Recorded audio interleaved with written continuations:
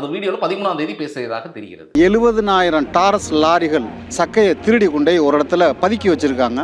17ஆம் தேதி அவர் வர வெள்ளிக்கிழமை நான் இதை எதிர்த்து போராட போகிறோம் அப்படின்றார். அந்த 17ஆம் தேதி அவர் கொல்லப்படுகிறார். அப்படின்னா அந்த தாசில்தார் விலை போயிட்டாரா? அந்த தாசில்தார் அந்த அவருடைய அலிகேஷன் இருக்குல்ல.